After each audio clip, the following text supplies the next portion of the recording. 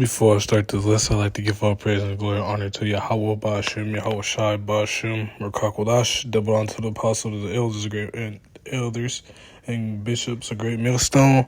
Shalom to 144,000 men that's pushing you, believing this word in all true sincerity. You're sacrificing their lives and wills to do so. Shalom to the men, women, and children that's tuning in and listening. And shalom to the Israelite foreigners scattered abroad on all four corners of the earth. The Heavenly Father, named Yahweh, His only begotten Son, named Yahweh Shai. And Lord, when this video is edifying, quick and straight to the point. This video will be entitled Respirations, Revitalization, and Restoration. I entitled this like this because, with all the things we have going on in this place, with all the hell we're catching, the end goal is to have our true respirations, a true revitalization and restoration. And I'm talking about the kingdom. Because why? The kingdom is in the forefront of our minds. Now granted, obviously we're not going to be able to be perfect in this flesh, but our true respirations and our true respirations and hopes is put up in heaven, not on earth. Now granted, if you get a good paying job or get a promotion and it works with the scheduling and what's going on with life, I mean, yeah, that would be good. But, ultimately at the end of the day, we're looking to be delivered and be 100% righteous completely, with a new body. So I'm going to start here real quick. This is in Matthew chapter 6. This is Matthew chapter 6, and so I'll start at verse 19. Lay not up for yourselves treasure upon earth, where moth and rust doth corrupt, and where thieves break through and steal. And yeah, a lot of, Jakes to do it too, but a lot of these celebrities, a lot of these people looking to put treasures on earth. They're looking for, I'll leave a legacy on here so my kid. That's not what that's not something that you should be doing in this time. And not just that, you could have your money taken away from you, you could have your gold taken away from you, and things are tainted here because things ultimately come to an end. But I'm going to read verse 20. But lay up for yourselves treasure in heaven, where neither moth nor rust doth corrupt, where thieves do not break and steal, nor steal. Yeah, we lay up all our energy, time, effort, and everything else up to the Lord. Going to camp, reading, studying, fasting, praying, and the numerous other things, tending to the ministry, and things of that nature. We ultimately looking for what? To be delivered and be righteous and be of the elect, beginning with the 144,000 and on down. We're looking to get everything we lost. Actually, what's that? Yeah, it's Matthews also. But we're looking to gain everything that we I won't even say missed out on. Things that we're looking to gain things that not gonna be diminished. Now let me see. So in the regeneration. Yeah, this is Matthew's chapter 19. Yeah, Matthew's chapter 19 to verse 28. Salakia. And this is Yahweh Shai speaking to his disciples, because why? Everything that the disciples had to go through. They left family behind. They left their jobs behind, all of the things. And they left those things behind to follow the Lord. So guess what their reward was? So I'll start at verse 27. Then answered Peter and said unto him, Behold, we have forsaken all and follow thee. What shall we have therefore? And yeah, in this walk in this truth, you have to forsake things. Forsake those relationships with people in the world. No matter if it's a woman, no matter if you have to... No matter if you offered her a promotion and if the promoter says, you can get paid an extra $10 an hour, but you just gotta work all Saturday and on Sunday, stuff like that. A lot of Jake would take that. But you know what? At the end of the day, we decline that offer, and the Lord look at us and be like, you know what? He did the right thing, and not just that. The Lord looks upon that with favor. What shall I read that one. Verse 28, and Yahushua said unto them, verily I say unto you, that ye which have followed me in the regeneration, when the Son of Man sit in the throne of his glory, ye shall sit upon the 12 tribes, upon the 12 thrones, judging the 12 tribes of Israel. And that's what's gonna happen. Those that follow Yahushua back then are the same ones following Yahushua now, and those apostles and the elect are in the regeneration now. And on top of that, I'm gonna read verse 29 because it furthermore brings the point. And every one that hath forsaken houses, brethren or sisters, or father or mother, or wife or children, or lands, for my name's sake, shall receive hundredfold, and shall inherit everlasting life. Yeah, and ultimately, we forsake the things of the world. We forsake getting a job that pays more, but you have to work Saturdays, or you gonna miss class because of this job, or what things that could slow us down from doing the things that are part of the ministry, doing the work. Forsaking relationships because that could be holding you back from that could be bringing you back into the world, things of that nature. We ultimately have to make sacrifices in this truth, and this truth ain't a smooth walk. You have to make sacrifices. You have to miss out on them family barbecues. You have to miss out on we going out of town. You have to miss out on those things. Now, granted,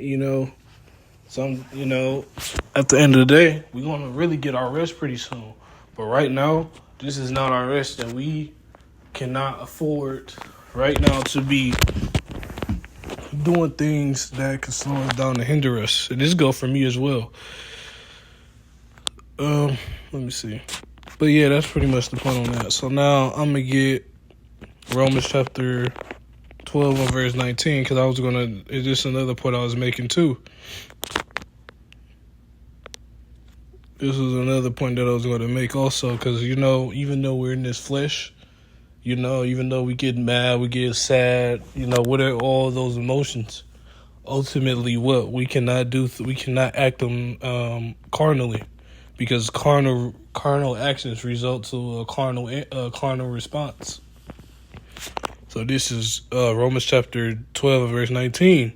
Dearly beloved, avenge not yourselves, but rather give place unto wrath, for it is written, vengeance is mine, and I will repay, saith the Lord. And ultimately we cannot act out of wrath, out of anger, and I'm applying this to myself also, because, we have days and times where we be wanting to, I'm not and I'm saying this too as well. I'm not saying it's good to crash out neither. It's not good to crash out. Being a crash out in this truth is not something that will profit you good. It'll only result in a lot more issues. And on top of that, you being a crash out, you could get kicked out. But anyway, there be days where you be thinking like that, you be having to fight those demons. Like, is it really, like, what if I just, let loose and say fuck it, But ultimately, you stop you realize what you have at stake. You realize what you're a part of. You realize what is there to ultimately you realize what's at stake, and you realize everything that you're going through in the kingdom is all going to be worth it, because that's the big reward, the big payoff. There's days where you have to fight those demons. I'm very pissed off. I don't want to talk to nobody. Now, granted, we still have to move and do what we got to do in this world, but we have days where we really be pissed off or irritated or vexed. But, having that self-control, and not just self-control, having that wisdom to be like, you know what, it ain't even worth it, because why? Everything that I'm stressing out about, it ain't even going to matter, because I'm going to get it all back in the kingdom. That's the mindset that an elect man has. And not just that, that's the mindset of how the Lord want his men and his men, beginning with his men and the women and the children to have. Because ultimately everything's going to be burnt up. Everything that's here on this, everything that's here in this earth can disappear, go away, be stolen. You know? So ultimately what we put our treasures up in heaven. So from there, I'm going to jump to Luke chapter. I'll skip that Luke, actually. I'm going to jump to Isaiah 14. Actually, I'll read that Luke last. So I'm going to jump to Isaiah chapter 14, because this is something, that should be on the forefront of your mind. One of the things that should be on the forefront of your mind. So this is Isaiah chapter 14. I start at verse 1. For the Lord Yahweh will have mercy on Jacob and yet choose Israel, and set them in their own land, and the strangers shall be joined with them, and they shall cleave unto the house of Jacob. And yeah, we know that the Lord, beginning with the elect, is going to, the Lord ultimately chose Israel anyway, even though we had a period of time where we was outcasts, but Yahushua brought that adoption back. But ultimately, we will be set in our own land. We will have everything that we lost. I won't even say lost. We'll have everything that we need and want and have. And also in this truth, even though, we miss out on, we ultimately choose to pursue the Lord and say, fuck all the other shit. Fuck talking to other women. Fuck dealing with women. Fuck all the partying and bullshit. Ultimately what? In the kingdom, we're going to be able to rest. We're going to be able to have parties. We're going to be in righteousness, obviously. We're going to be able to, be relaxed. Right now, we can't be relaxed. Because Micah 2:10, this is not our rest. But anyway, back in this Isaiah chapter 14 verse 1. So the Lord will choose Israel and set them in their own land, and all 12 tribes of Israel. And the strangers as the Israelite foreigners shall be joined unto them, because in the Old Testament, we have a lot. Well, it started in the Old Testament, but you have a lot of Jakes that ultimately migrated from Israel and lived in other parts. And not just that, it even got worse, because during the time of the besieging of Jerusalem and in Isaiah, when the northern kingdom got kicked out, and then Kings, you had Israelites mixing with that was another thing too. That's a side note, but Jake always was mingling amongst the heathen, having kids with heathen women and whatnot. So those Israelites pursuing on that those are Israelites according to their lineage of their father that go back to Abraham, Isaac, and Jacob. But verse 2, and the people shall take them and bring them to their place, and the house of Israel shall possess them in the land, the Lord Yahweh for servants and handmaids. So yeah, this is another thing too. These heathens don't like to hear that, the so-called Black, Latino, Native American man will have us as handmaids and servants. By the process of elimination, if the Israelites are the Negroes, Latinos, and Native Americans, right? Who is those people that's going to be servants and handmaids? Who? Process by elimination and showing the 12 tribes of Israel. So what is all the other heathen? This is another thing too. That's why Esau Edom is trying to fight. Oh, you're not the people, or everybody else trying to fight. And then it's funny because a lot of the heathen know we're the people. Shit, it's really Esau Edom, but all these other heathens know that we are Israelites. But what? They sure the fuck ain't gonna tell you. They know. They're like, oh yeah, that's that remembrance. But anyways, and they shall take them captives who captives they were, and they shall rule over their oppressors. So beginning with Esau Edom and on down, We will rule over all our oppressors. All of the oppressors from the beginning of captivities and on down. Ishmaelites, Amorites, Philistines, Jebusites, all of them. Edomites. We will rule over all of our oppressors. And each and every captivity was in what? We was oppressed. So this is a promise that the Lord is what? Going to give to Israel in the second covenant, and in the second covenant, which will be established in the kingdom fully for all Israel. But right now is beginning with the elect. Verse 3, and it shall come to pass in that day that the Lord Yahweh shall give thee rest from thy sorrow and from thy fear and from the hard bondage wherein thou hast made to serve. And yet Israelites was made to serve in all these other nations and heathens. We was made to serve and be handmaids and slaves. And that's the harsh reality of it.